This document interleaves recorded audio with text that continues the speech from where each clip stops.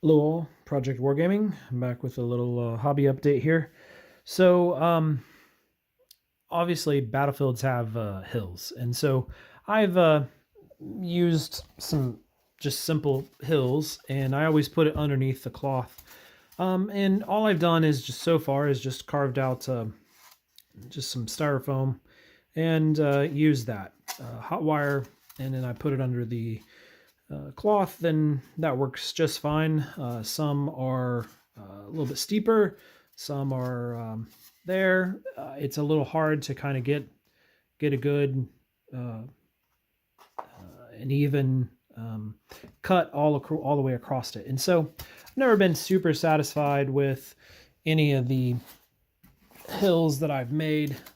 They vary in size, but the thing is that they're always the same size. I can never adjust them. I can never play around with them and get them to be different. And so what I've come up with is kind of a modular system, and it's based off of a 6-inch square. So obviously this isn't a square.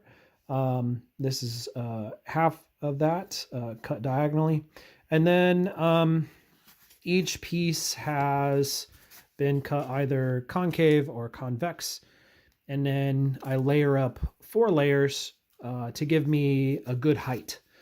And then from there, I can play around with the shape. I can take out the middle and just bring in and have a squarish looking hill that way.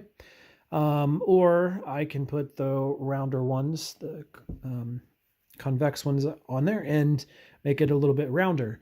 I have other plans to expand kind of the different things or the different ways you can use them. So I have plans to make some that just sit in the middle here, and then that'll allow it to have a plateau or even build up a little bit higher.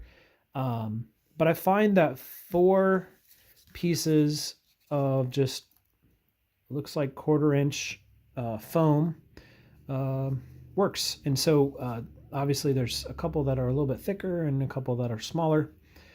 I just did this with what I have lying around, so it's nice and cheap. And obviously if I just had it on the table, it would look terrible. But since I put everything underneath my cloth, I find that it looks really good. Now, the advantage to having the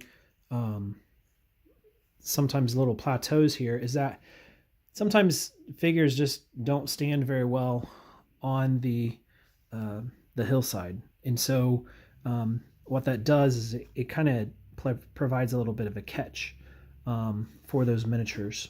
And it just makes it a little bit easier to kind of set them where they need to be set. I think we've all played miniature games where you try to set your miniatures on a hillside and they just don't stay. And so, for 6mm, I think this looks great. I think it's the proper height for everything. And then since it's under the cloth really kind of helps even out some of the harder surfaces or harder lines here. So like I said, this is just my start. I just used what styrofoam I had lying around, foam core lying around.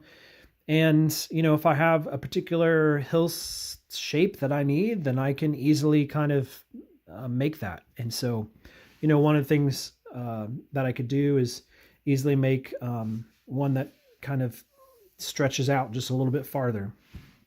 That's a little bit longer. And so just to give you, just the different shapes on there. And then of course you can spread them out and do it. So the other advantage to this is that they're just extremely lightweight and pretty sturdy. Like you can lean on this and not really affect it. You're not going to dent it. You're not going to tear it up.